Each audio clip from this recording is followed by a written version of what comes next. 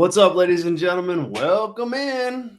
It's 1TS Daily, live right here at One True Sports. Happy Monday. It's January 13th, 2025. I'm your host, Zack Heydorn from Brass Ring Media and from Sports Illustrated. Boy, it is good to be here. Good to have you guys here with me. We got comments already filing in the live chat. That is great to see. I'll tell you what, hopefully everybody had a good weekend, too. It was... I'm sure, I don't know if you're all football fans, but I certainly am. And it was a busy football weekend with all the playoffs and, the Bears weren't in it, of course, but, it's still fun nonetheless to see some meaningful football and some good games overall. And we had a lot of good wrestling too. A lot of interesting wrestling, especially Friday on SmackDown and all sorts of fun stuff. So pumped to be here with our show. It's freezing cold here in Chicago, by the way. And I mean like -2 degrees. So it's, yeah. If I look like bundled up in a sweatshirt, and that's why, because it's -2 degrees outside. If you are watching on YouTube, thanks so much for being here. Appreciate you hitting play on the show. If you're watching on Twitter, whatever you call it these days, glad that you're here. We're live with this show every single Monday, Tuesday, Wednesday, Thursday, and Friday. Just giving you a quick, snackable 25-minute show, talking about the news of the day in pro wrestling and chatting with you and taking your questions. So I'm glad to have everybody here with me. Just wanted to reiterate some news. Brass Ring Media is now a partner of One True Sport, the Brass Ring Media brand, my brand, and our stuff. Anything live that we do streams live on the One True Sport YouTube channel. So you can check that out right now. We had 2 shows from myself and Tyler on the on the Brass Ring Media podcast last week. Those are up on the channel. The Kick-Ass podcast from over the weekend was on the channel. And tonight, Robert Vallejos returns to the host chair for a WWE Raw post show. So check that out. It's all right here on the One True Sport YouTube channel. You can subscribe to the Brass Ring YouTube channel as well. We do have a YouTube channel where we drop all sorts of unique content. So just search Brass Ring Media on YouTube. You can check out our written work on Substack. Just search Brass Ring Media Substack to do that.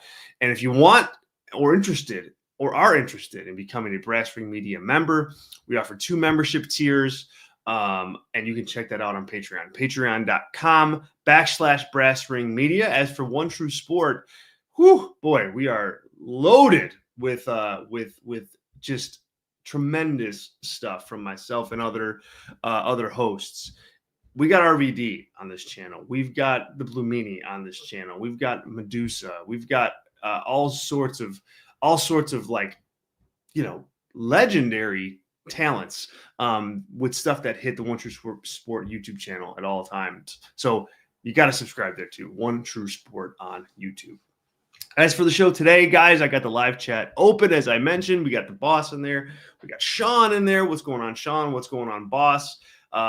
Pumped to have you guys here, and others are in there too. So join on in. Eddie just said, "Morning, Zach." Love that. Good morning, Eddie. Thanks for being here. Boss, also with a good morning chat. Good morning. I love football and I respect Green Bay, but a wise man once said, "Sorry about your damn luck." Oh, man. Yeah. I mean, Sean, I know is a Green Bay Packers fan. Sean says, "Zach, what is up, my friend? Green Bay gave that away. They have to be better at the line of scrimmage." The injuries didn't help either. Yeah, the injuries were tough. I mean, that was tough. I mean, I'm a Bears fan, and, Green Bay is a thorn in the old side of a Bears fan these days. But, yeah, they had issues. I mean, like when you lose your offensive lineman, your like star offensive lineman early I think on like the first drive, I want to say, that makes the rest of the game very difficult, and it was difficult for them. Hey, it happens. At least you were in the playoffs and are regularly in the playoffs, Sean. I'm jealous. As a Bears fan, I'm jealous of all of your teams that make the playoffs, anybody out there. So if you're a Chiefs fan, I know Tracy's a Chiefs fan. She checks in here every so often as a Brass Ring Media member. Man, I would love to be a Chiefs fan. I've never been a fan of a team. Well, I guess like the 2010-ish Blackhawks were kind of like that, where you just knew they were going to be good. You knew they were going to be good. You can be confident they were going to be good, and that's that. Same with like the 90s Bulls, right? You knew that they were going to be good, and so, that's the only experience I have cheering for like a really good team in Chicago. It just doesn't happen much after that. All right, let's get down to business. And let's, by the way, live chat's open. If you want to get your questions in or comments in there and make a question or comment, great, please do that. If you want to make sure, I'll try to manage the live chat as best I can. But if you want to make sure that you get a question asked on the show or a comment read live on the show, please leave a super chat. That automatically you get flagged, and so I don't miss it. It's right there. Any contribution amount helps, and thank you in advance if you're able and willing to do that. Okay, so tonight, the second episode of WWE Raw on Netflix. Obviously last week, everyone is curious as to what's it going to be like? What's it going to be like? What's the show going to be like? How is it going to look? How is Netflix going to present it? Is there going to be any stream issues? Like, there's just so much intrigue. The card was insane, right? You had, just an insane card that WWE put on. And that drove so much of the interest in the show, and rightfully so. But I'm very interested in tonight's show, because this is going to be more par for the course as to like what we see on a regular basis with WWE Raw on Netflix. Like, they're not going to have this big super show feel every single week. This is more your regular cadence of 52 weeks of television. The Rock's not on this show. You don't have this dream match, CM Punk against Seth Rollins, on this show. You don't have that. But you do have Damian Priest versus Finn Balor in a street fight, like a mid-level, mid-card feud that is going to be a main event. So for that reason, I just think it's interesting, because this is more the regular. and it's going to be really intriguing in that regard. So this is what WWE is promoting for tonight. It's still like a really good show. We got scheduled appearances. Now, this is just appearances. We don't know if they're going to be video appearances or promos in the ring, but CM Punk is going to be on the show tonight. Gunther is going to be on the show tonight, and Rhea Ripley will all be on the show, addressing the audience in some way. More on that in a minute. Damian Priest versus Finn Balor in a street fight. Dakota Kai versus Lyra Valkyria in the finals of the Women's Intercontinental Championship tournament. So we will crown the first ever Women's Intercontinental Champion tonight on Raw. Sheamus versus Ludwig Kaiser, and Chad Gable is going to wrestle a mysterious luchador. I wonder who that could be. I mean, I don't know. They want to make it a surprise. I get that, but you flashed the big Penta picture on the screen last week. It's pretty obvious that that's the way they're going here. So Chad Gable versus Penta, I think is pretty locked in at this point. And so we'll start there. I'm really excited to see what WWE can do with Penta. I mean, they've tried with multiple guys to kind of have the heir to the throne that Rey Mysterio currently sits on. I mean, Dragon Lee, Sin Cara, there's all these guys, these masked luchador guys. And Penta has the most charisma out of all of them, probably including Rey Mysterio. I mean, Rey Mysterio brings other things to the table, of course, and is a legendary, historic, on the list of the greatest of all time.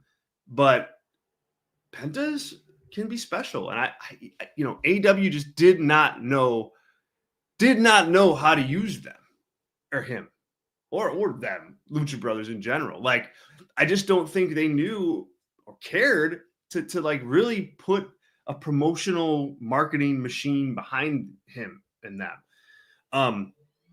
WWE is going to be able to do that. And so for that reason, I'm excited at what they do. I mean, obviously Penta's going to win this match and on they go, but I hope he gets a big star treatment. I hope he's able to showcase what he can do in the ring, and you go with him from there. But yeah, this is going to be Chad Gable versus Penta. You can bet on that. All right, we've got Sheamus versus Ludwig Kaiser in the feud that will never end. Sean jumps in here and says, Kaiser needs to get away from Sheamus. Yeah, I mean, these two have been attached at the hip forever. I mean, like, what? I mean, it's been a long time they've been fighting. And so, like, it seems time where, yeah, you finish this up and then you ride off into the sunset on it. Like, yeah.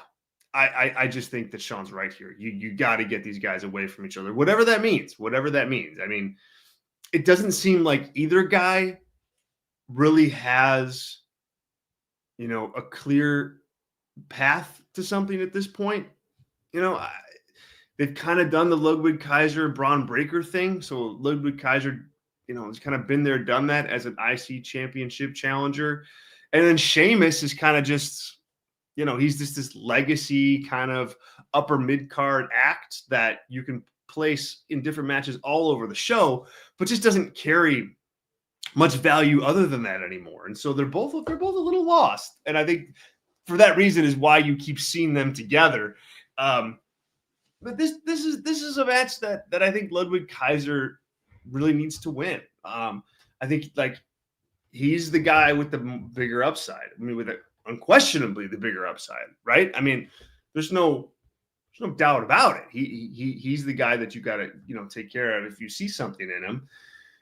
And so I think that's what you see here. I think I'm looking forward to the match. These guys have had a good matches with each other, but yeah, Ludwig Kaiser is going to get the W here. Dakota Kai versus Lyra Valkyria in the finals, and this one's a tough one, man. This is a tough one to predict.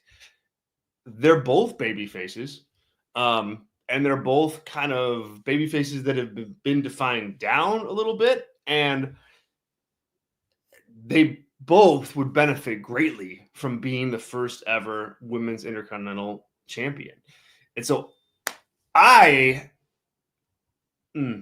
it's tough. It's really tough. I think Dakota Kai has more of a connection with the audience at this point than Lyra Valkyria does. I think there's just a natural connection there. Neither one of them have very good characters. Neither one of them have very good gimmicks. Neither one of them, I think have found their footing in terms of like their personality on screen. But like I said, Dakota Kai has that innate thing where it just kind of clicks. For whatever reason, the fans just kind of gravitate towards you. And I think Dakota Kai has that. I mean, yes, she can play a heel when she needs to. But I think it's kind of like Toni Storm, right? It's like you can do whatever you want with Toni Storm, but the fans are just going to kind of be behind her. Like she just has that babyface it factor. Bryan Danielson, same thing. Babyface it factor there. And I think Dakota Kai has the same thing, and it draws people in. Now, Lyra Valkyria, I think, is just the better worker of the two. I think she is better in the ring, but she doesn't have that innate connection with the audience. She doesn't have that special it thing, and she's very much still working on finding that character and that voice. I mean, the bird imagery is just kind of like, okay, it's like almost someone said, hey, we need to give you some imagery. Like, what do you want it to be? And she's like, oh, birds. And then like, that's what it is. But there's no connection to the bird imagery to her. It's just kind of all there. And it's kind of like, here, we're going to just throw all this up onto the screen and that's who you are. But there's no essence there. So this is interesting. I think you go with Dakota Kai here. I mean, as much as you want to go with, I think Lyra Valkyria long term, I think has a bigger upside than Dakota Kai, and that's why you give Lyra the title, because you see that upside and you want to use the championship to make her right, to like kind of prop her up, and I think the title would be effective at doing that. But I don't think you can discount audience connection. I mean, that's important in pro wrestling, and if Dakota Kai has that as a babyface, that's even more important. And I think you want to feed that. So I'm going with Dakota Kai in this one for that reason. All right, Damian Priest and Finn Balor in a street fight. Priest needs to win this one, as Sean says in his super chat here. And thanks, Sean, for both of those super chats. It means a lot. Appreciate you. Super chats are open, guys. Sean says Priest has to move away from Balor after tonight. Yeah, and that's it. I mean, that's it. Like, you got to put the feud to bed. At some point. Rhea and Ripley. Case of the Mondays, Zack Heydorn. Case of the Mondays. Rhea and Liv Morgan did that last week, where they've been feuding for the majority of this year, and they had the big blow-off match. Rhea's the champion, and now I think you're going to see her move on tonight. The same thing has to happen with Damian Priest and Finn Balor. Like, it's everything's got to end at some point, and this makes sense. It's a street fight.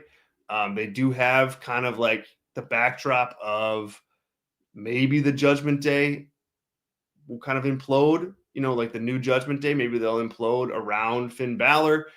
Who knows? But the bottom line is you got to give this win to the babyface, and you got to wrap it up. So Finn Balor, he did a nice job with his feud, but Damian Priest has to win. And then I think you put Priest like in that Royal Rumble match, and you have him like angling towards a title shot. That's where I think you go, to kind of keep Priest with some momentum after this win. All right, we also have appearances from CM Punk, Gunther, and Rhea Ripley. Now, the Punk thing is obviously supremely interesting. He beat Seth Rollins in that last week on the show, clean. Clearly, he's working towards the Royal Rumble. He said that. And, I'm wondering if we just get more of CM Punk and Seth Rollins. Like, what's the next chapter there? Does Punk enter the Royal Rumble and then Seth enters it, or does Seth like turn heel officially and like really tries to be a heel to keep Punk out of all his opportunities because he just can't take the loss. I think that's a possibility as well. But Punk is the biggest star on the show right now, so you got to think that what he does tonight is going to drive a lot of it, and so I'm excited to see that. World Heavyweight Champion Gunther on the show, first time on Netflix for him, like live and in living color. So you want to make an impression. If you're WWE, you want to make something big. Maybe Gunther has that confrontation with John Cena. We don't know if John Cena is going to be on the show. Real quick sip from our sponsor here. Caffeine, the unofficial sponsor, by the way. But we're working to make this official. I mean, it's a thing. It's a social media revolution. Tag Starbucks. Just want to talk to him about it. Sponsoring the show. Please, Starbucks. Thank you. Anyway, so yeah, Gunther, you want to make an impression. And I think the way to do that is by putting him in the ring opposite somebody, like Cena, even if it's just for a promo. I think that would be good. So again, I don't know Cena's status tonight, but that would be good if you ask me. And then you got Rhea Ripley on the show as well. I mean, here you want to see like Ripley with that baby face, I just won the title promo.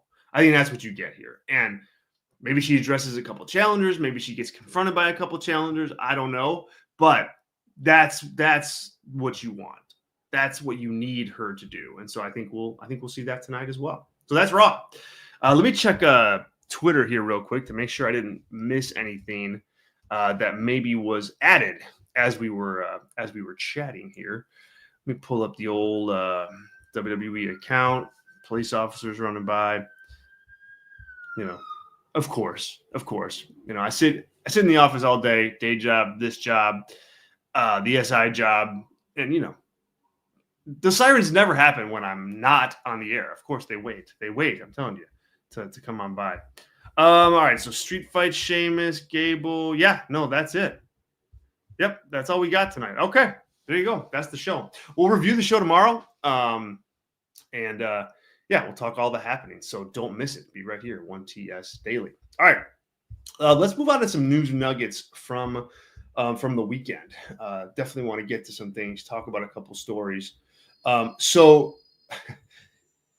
Peacock revealed some Saturday night's main events for 2025, and so they're listed for May 24th, and then July 12th. Those are the next two that are announced. July 12th, they are competing with All In for AEW, the big Globe Life Field show. I mean, whoo, boy, that's that's intense. That's an intense rivalry type move. I like it. Why not? Flex your muscles a little bit if you're WWE. If you're AEW, take that challenge and run with it. Put on a card where you can, really significantly impact that show on NBC. But yeah, them fighting words if you're AEW. And then the May 24th show falls on Memorial Day weekend, which is usually when Double or Nothing happens. But obviously that show hasn't been announced yet, but that's usually when it happens. So we could have Saturday night's main event on the same time and day as two premier level AEW shows in 2025. So fighting words, business, competition. Is it petty? No, I don't think so. I wouldn't classify it as petty. I think it is what it is. I think both companies, you do what you do. You try to get the biggest share of wrestling fans as you can, and so be it. So, both companies now are, primed to do that and to make their pitch. So no, I think it's okay. I think it's okay. Over the weekend, Scott Steiner said that his son Brock was offered a WWE NIL deal. So there's that. And also over the weekend, an update on the Saudi Arabia plans. Sean Ross Sapp says that there might be less Saudi Arabia shows than usual in 2025. Currently, the only one scheduled is in June, outside of the for 2025. That is, the 2026 Royal Rumble is going to be in Riyadh, but the only current Saudi Arabia show on the calendar right now is June 2025 in Jeddah. So my guess is that they're gonna add the November show, the Crown Jewel show, in November. I don't think that that's going to just go away. But Sean is usually accurate on these things. So got to keep in mind maybe that is the only one, and the Royal Rumble counts as one of those big shows. I mean, they entered into a deal in 2018, and then expanded it in 2019. That 2 PLE events a year from Saudi Arabia. It's a big money deal. So we'll see what this exactly means. But interesting. If you're thinking to yourself, oh, hey, maybe they're slowing down their relationship, but with the Saudis. That I don't think is happening.